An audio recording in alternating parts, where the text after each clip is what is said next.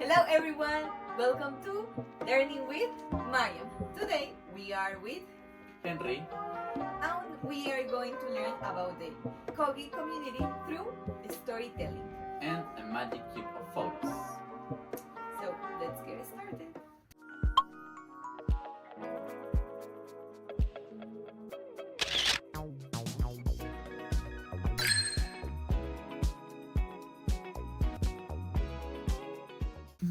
Once upon a time, hidden among the towering peaks and lush valleys of the Sierra Nevada de Santa Marta, there lived an ancient community called the Kogi.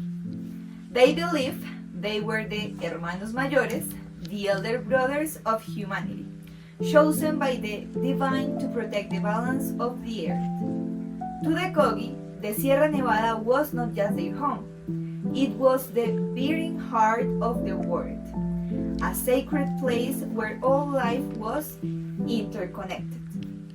They call it the heart of the world because they believe that if it was damaged, all of nature would suffer.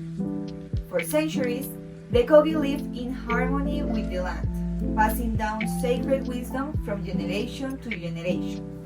Their lives were simple but deeply meaningful, shaped by a belief that every action must nurture and protect the world. So, in the Sierra Nevada, every tree, every river, and mountain had a purpose.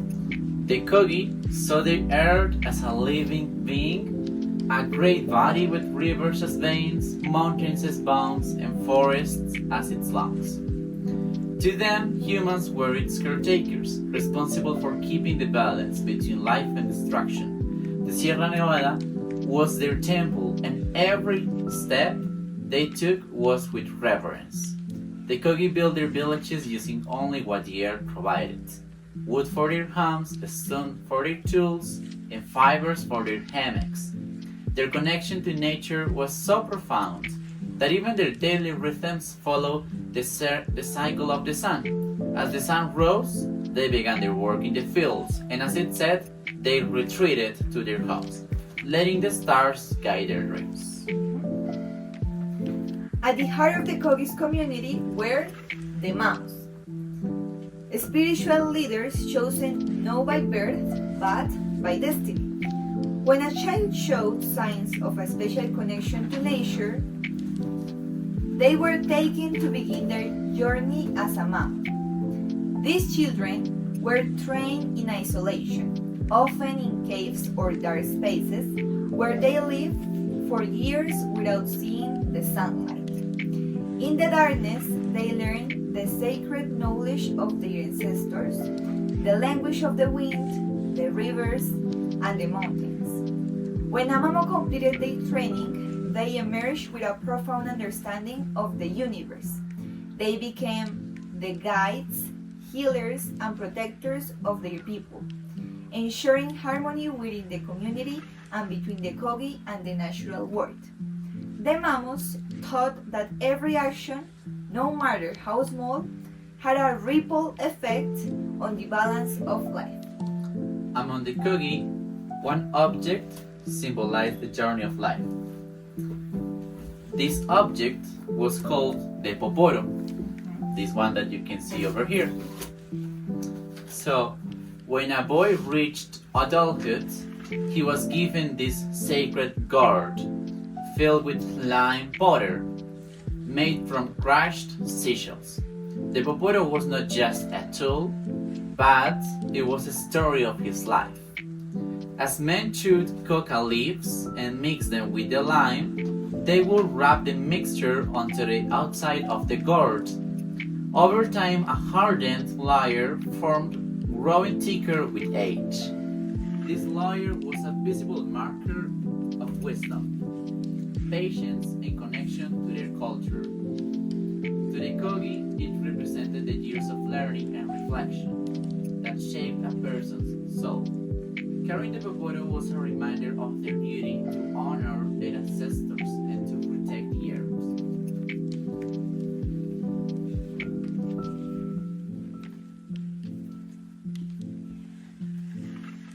The Kogi live in small circular homes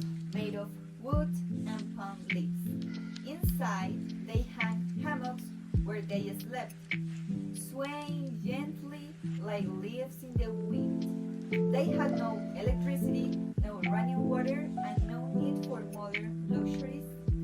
Instead, their lives revolved around what the earth gave them. Crops they planted with care, rivers that provided water. For the Kogi, life was not about what they owned, but about how they lived. Their children played freely in the forest, their laughter blending with the songs of birds and the rustle of leaves. The community thrived on cooperation and shared responsibility, a way of life that had sustained them for centuries. But the world outside the Sierra Nevada started to change. Logging companies, miners, and farmers crept closer to the Kogi's sacred lands, cutting down forests and polluting rivers. The earth, which the Kogi saw as their mother, began to show signs of pain.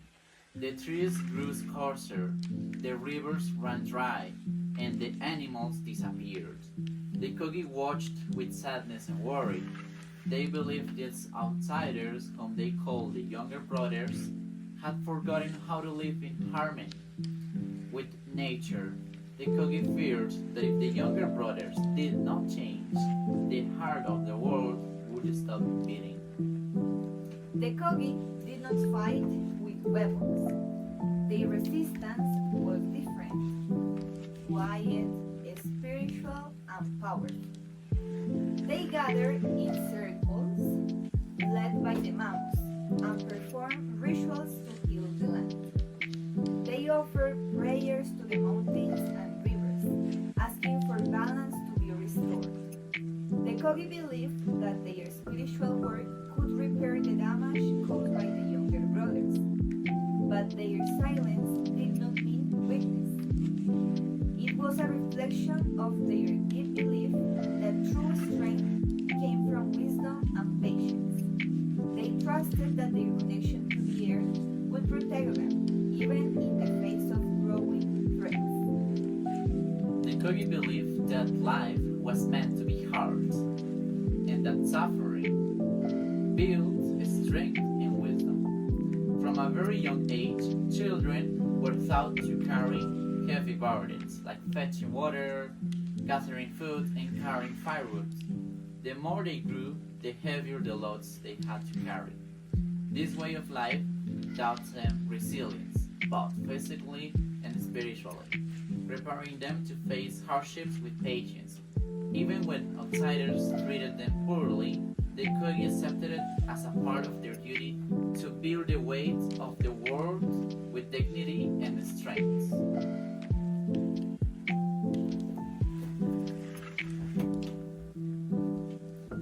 When a Kogi person left the community to experience life outside, returning was not easy. They had to follow strict rules to reintegrate, like wearing white clothes, giving up any desire for wealth, and attending spiritual meetings with the monks. They had to talk about their time away, share everything they had experienced, and sometimes accept punishments from the monks. Only those who had grown up in the Kogi way could endure this process. Those who had been influenced by the outside world, forgotten their language, or adapted to modern ways, often found it too difficult and had to leave again. The Kogi were deeply wary of outsiders, knowing that modern society often brought harm to the land and their way of life. They saw strangers as a threat, and so when someone entered their territory, the Kogi would use clever tricks to protect themselves. Sometimes they sent children to annoy the outsiders or damage their belongings, all to defend their sacred land. This wasn't out of malice, but a necessary way to guard against forces that could destroy their world. The Kogi trusted only on their own way, and their quiet, patient resistance was their strongest defense. Today, the Kogi continue their work as guardians of the heart of the world. They face challenges from modern society, but their commitment to their mission remains unshaken. Their story is not just about their survival, but about a lesson for all of us. To live simply To honor the earth. and to protect the balance of life.